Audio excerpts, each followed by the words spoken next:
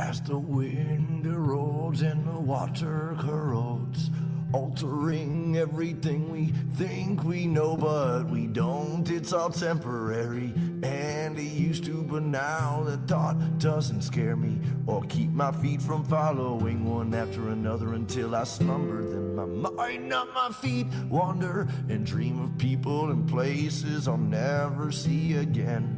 I've mended as much mental anguish as I can, and now I try to use this language to take these thoughts from my head to my pen. Cause though I don't speak of my dead friends or the circumstances, often the blow never softens or yields.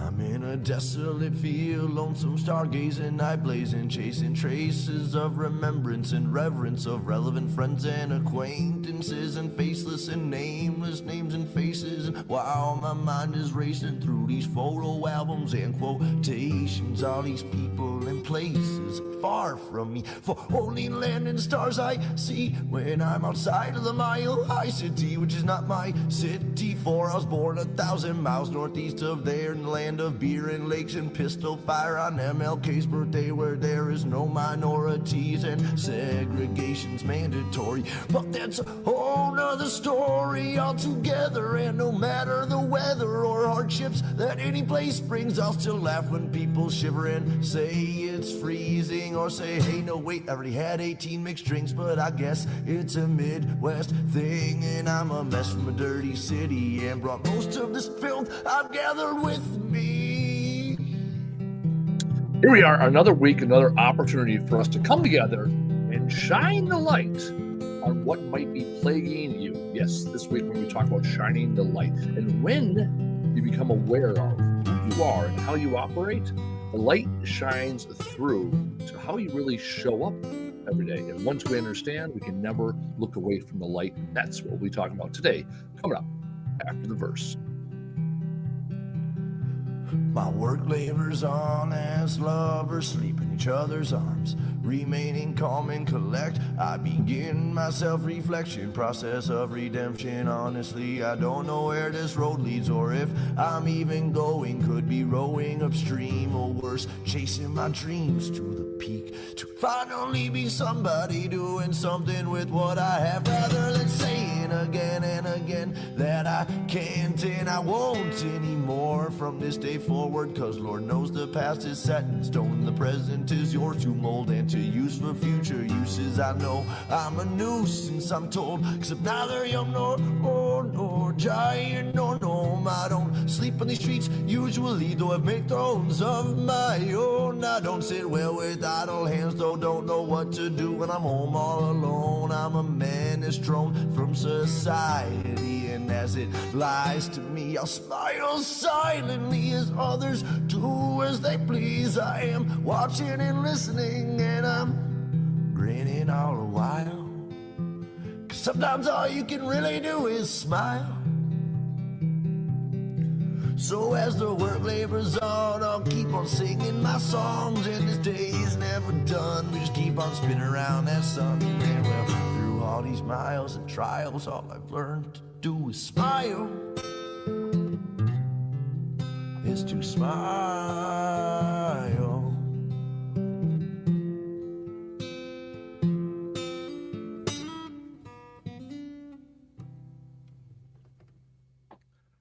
Here we go, another week of Experience Annual Weins Live. This is our opportunity every week to shine the light on what may be plaguing you in your life. And this week, as always, we're going to start off with a moment of gratitude so we can shine the light on the good things in this world.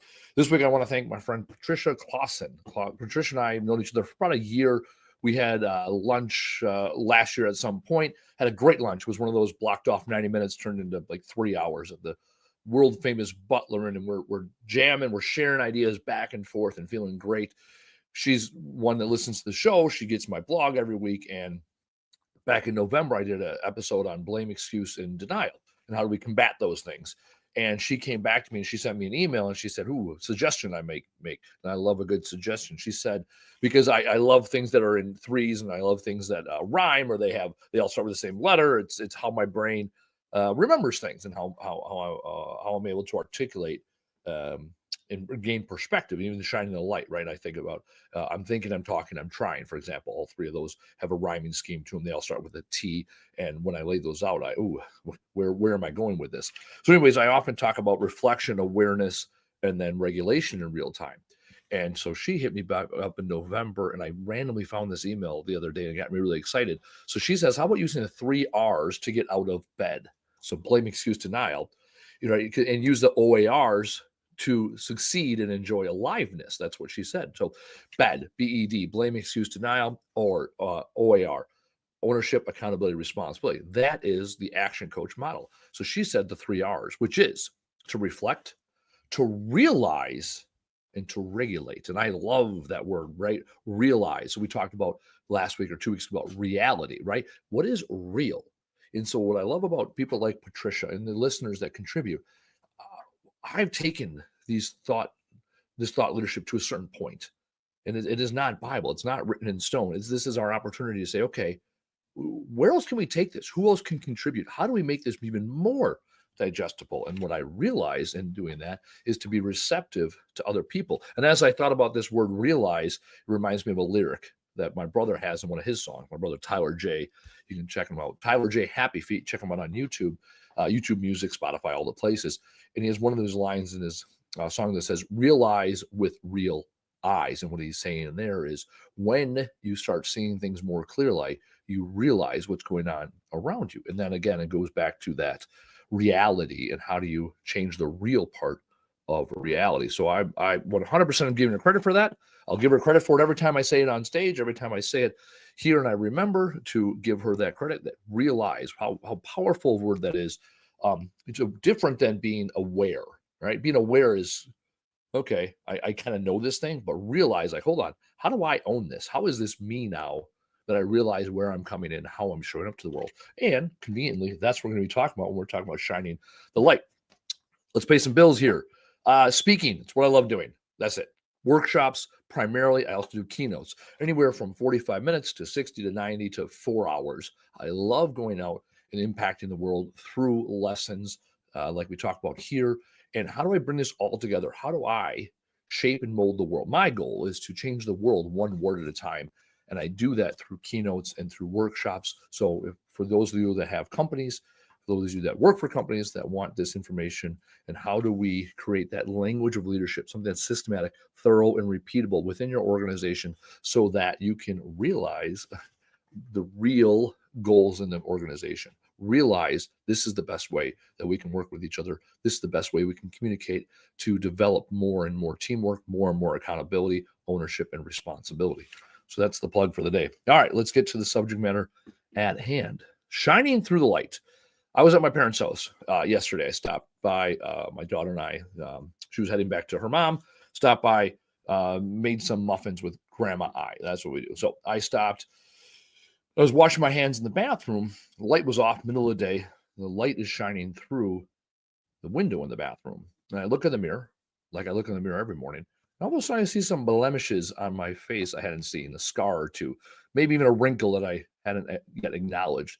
And my first thought was like, ooh, what's that? Right? And then let me go turn the light on so that I get the light here and then I can see it. I stop for a second. Hold on. I look at my face every day in the mirror with the light right here. And when I look at it that way, I only have seen what I've already always have seen. Now the light shines through from the right. I'm starting to see things I've never seen before. Reminds me of a story from a friend of mine who was talking. She's a cleaner. She was telling me a story about how you can tell when a room is clean. You can tell the room is clean when you shine all the light on it and you can see all the imperfections. And you can tell a room is really clean when you turn all the lights off.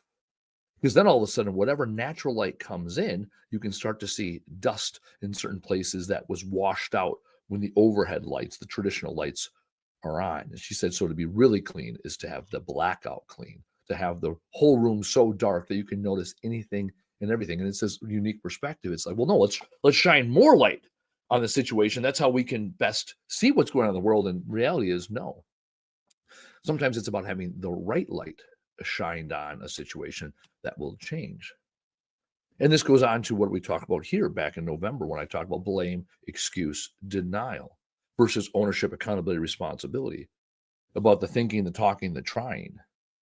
When you start picking up on the language you use within your own mind, you'll start to realize that you keep shining things a certain way.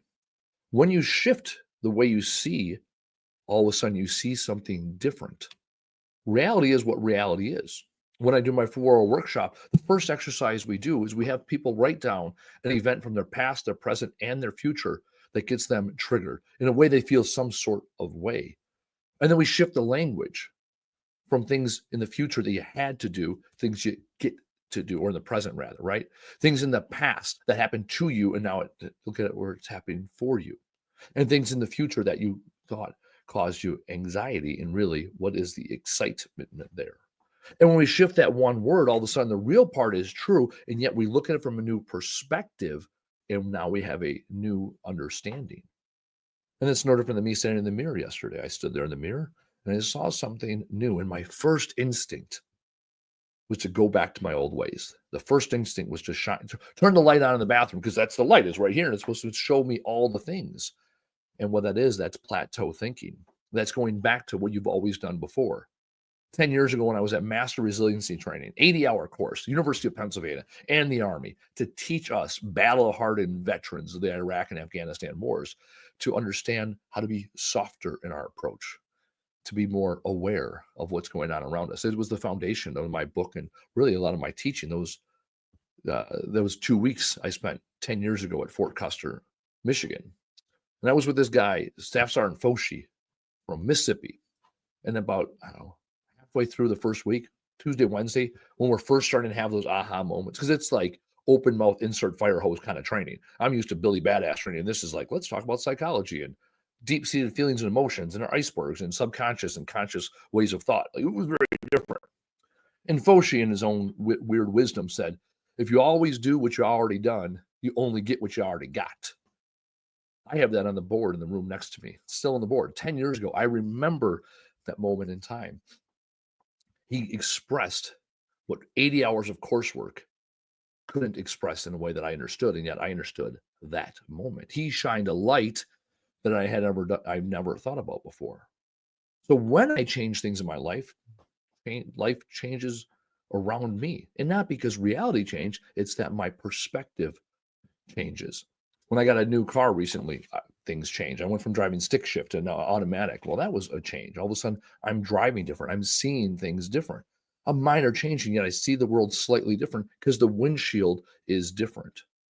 How I approach situations is different when I drive, and all of a sudden, I see things I've never seen before when I drive. And that's no different than life.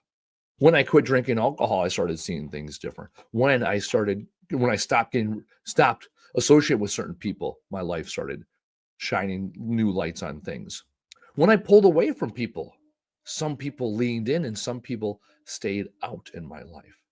Even now with my business, we're starting to hire more and build our leadership team more. And then part of me is like, oh, wouldn't it be nice? Wholly limiting self-belief, right? Wouldn't it be nice? Wouldn't it be nice if I had this, this, and this? My perfect company would have all these things. And I've always said to myself, well, yeah, then my perfect company would have that. But here's all the reasons why I can't, right? And let me blame this person, that person, the other person. And now I say, hold on, why can't my company have this? We've built up this great foundation. We have these great people. I have these very smart people that are coming and working for me. What is it I want? Now, instead of looking at what I can't have because I lack the knowledge or the experience or the time, energy, money, whatever it may be, now I say, oh, abundance. Look at this abundance I have. I had an abundance mindset to hire them in the first place. I have an abundance mindset in the knowledge that they bring to the organization. I have an abundance mindset of where we are going, and my business is completely different. It's 12 degrees outside today in the middle of February, and I am grateful and I am thankful and I have an abundance mindset. And yet the other 8 years of business, I've shaken in my boots in February saying, we're not going to run on money. How are we ever going to survive? When's the snow going to break? After 8 years, I finally shifted my mindset to an abundance mindset. And now I can see the world so much better. And here's the trick. When you start seeing an abundance, it's very difficult to go back to that light switch and turn the light on the way you used to think. all of a sudden you start seeing opportunities. The light is shining in from your left and your right, and you see things in your periphery that you had never thought about before. And along the way, you find people that also see the periphery. They see the light shining in. They see where it comes in through the cracks. They see the things that they had not seen before. And they support you along the way. They might struggle with you. You may even suffer from their perspective. When I go to networking events now and I say something that's limiting in a belief, I say something that's negative, there's almost always going to be somebody in that room that says, hold on, Andy, don't words fucking matter? Didn't you write a book about this? And now they're holding me accountable to what I said when I was clear minded. That's a beautiful thing about ownership, accountability, and responsibility. People want to get that dopamine hit. They want to live up to other people's expectations, whether it's your employees, your kids, your significant other. People want to feel wanted and needed and respected.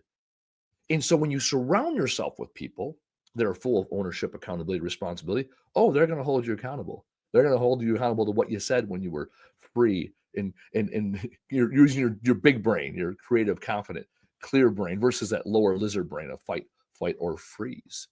And yeah, you're not always going to like it.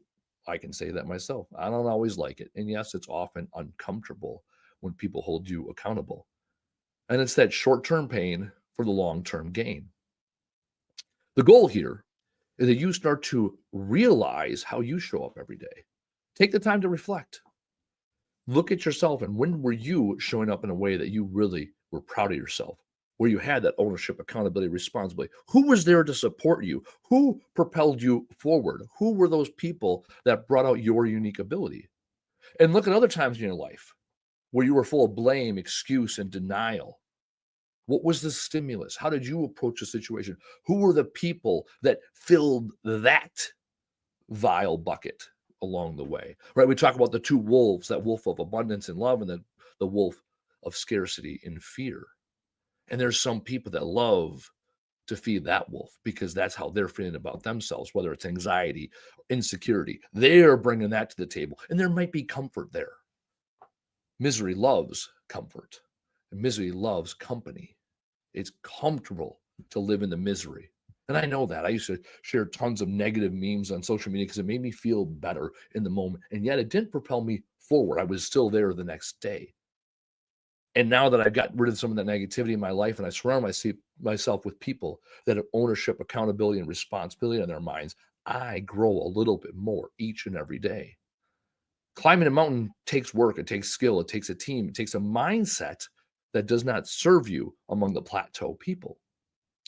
So this week, take the time to reflect. How did you show up in certain situations? What do you realize about yourself? Test it. Ownership, accountability, responsibility, blame, excuse, denial. How did you show up? That's it.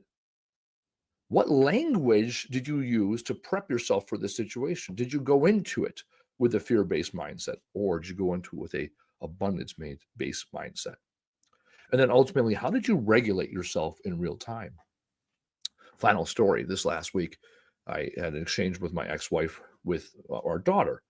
And I was anticipating having my daughter for 4 days. She was anticipating having me having our daughter for 3 days. And I went into the conversation already with my walls up. And then when my days got reduced, I instantly got defensive. I could feel everything about me. And I chose to regulate in that moment. I chose to sleep on the conversation before re-engaging. And then I chose to do what was for the greater good, which was maximize my quality time with my daughter. Because I've said that before, it's about quality, not quantity. So one day less is not less love. One day is more opportunity for me to love on her when I do have her. And it took me putting my phone down, putting it on silent, sleeping, and clearing my head, having some conversations with people that hold me accountable in order for me to show up the best way so I could show up for my daughter, being the best father. When you regulate in real time, you start to develop and build those muscles so that you spend less time reflecting, less time realizing, because now you train yourself to regulate in real time. So my challenge for you this week is very simple. Reflect back on some of the times this last week. How did you show up? What was the end state? What do you realize about yourself along the way? And what will you regulate the next time that stimulus comes across your plate? This week and always, do the fucking thing. Tell the world and show the fuck up for yourself and everybody else around you that's counting on you to hold them accountable. Those that want you to take ownership.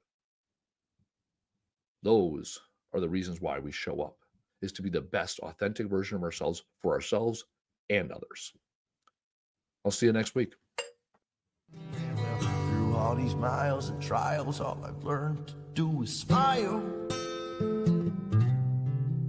Is to smile.